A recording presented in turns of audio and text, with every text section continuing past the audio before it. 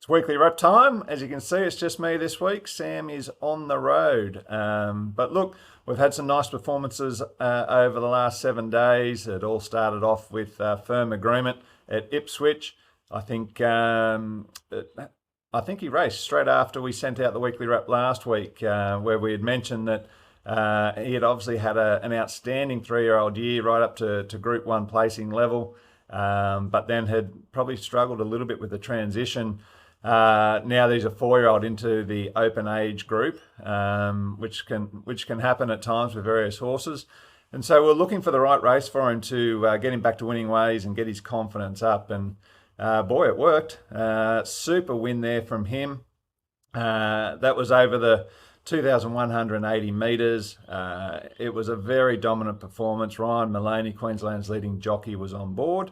He didn't really have to earn his money that day. He barely had to move on him. It was a very dominant win. Did it comfortably. I think he won by about 1.5, 1.6 lengths, and maybe a further 5 lengths or so back to third. So dominant performance. Really pleased for all his owners. Congratulations.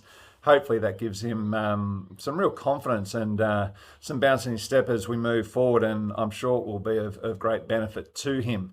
A couple of other performances. We had some nice trialers through the week at Warwick Farm. A couple of horses just having their first hit-outs for the preparation in Royal Vista and Konomi. I was very pleased with both of them. Being their first trials back this prep, obviously weren't asked to do too much, but did it in good style, which was pleasing. Royal Vista finished second in hers, and Konomi won his trial. So very pleasing returns for them, and they'll both go on to have a second trial probably on Friday next week. If not, it'll be during the following week from there. And then they should both probably be ready to go through to the races. So it's exciting times coming up from them. Look to have returned well, so I expect another pleasing trial from them when they go around again. And as I say, I can't wait to see them at the races very shortly. Look, we have a pretty quiet week ahead of us. We have the Grafton Carnival is on, which is great for the town up there. All the good racing's up there. The focus of the racing world goes up to Grafton. As I say, it's fantastic for the town. They have obviously races like the Ramornie and the Grafton Cup and a number of others. So we have a couple of horses potentially running up there. First of all is Firm Agreement, who, as I mentioned, is coming off that very dominant win. He is nominated for 2 races. First of all, on Wednesday in the, it's called the Ward's Mistake Plate. So I hope that's not an omen. Over the 2,200 metres, that's on Wednesday. Excuse me. And then on Thursday, he's also nominated for the Grafton Cup over 2,350. So distance is great for him in both races. So we will now assess in much greater detail, speak with the team, with Annabelle and Rob as well, before making a call on which way we go with him. The other potential runner is Diablo Bolt, who was also nominated for the Grafton Cup. It was a more improved performance from him at last start, which was good to see. That was pleasing. So he's heading in the right direction. This will no doubt be a pretty strong race, and he's getting a little bit tricky to place at the moment, having really worked through the grades, having won 8 races now, and he'll have to take another step forward again to claim his 9th victory. There are a number of other options though coming up for him as well, so we've got a bit of homework to do before we decide on where he will run, but he is a potential starter for the Grafton Cup as well. Now, that's it for the runners, so we will turn our attention to the red hot tips. Last week, winning week, which was good to see.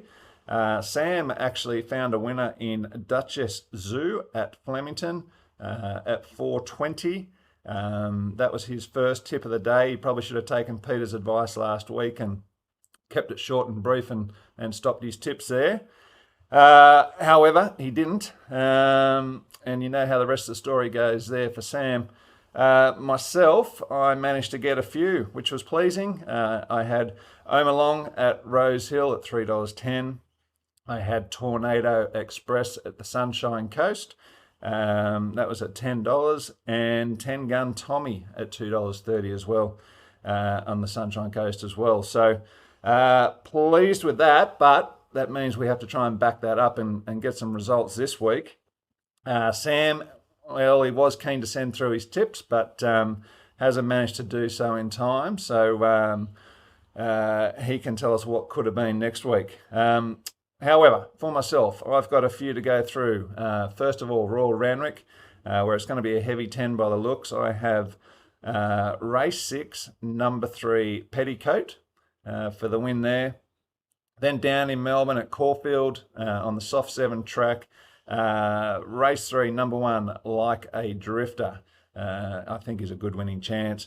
Likewise, so is race 7, number 6, Watch Me Win.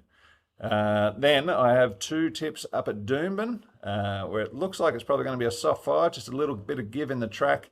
I have gone for race 5, number 1, Braveheart, and race 8, number 13, Lockyer, both for the win. So fingers crossed we have a bit of joy there. Enjoy tomorrow's racing, some great racing going on. In fact, right throughout the week, make sure you keep an eye on Grafton as well. Some quality racing up there and a great carnival. Good luck to all of our owners with runners this week, and enjoy your weekend.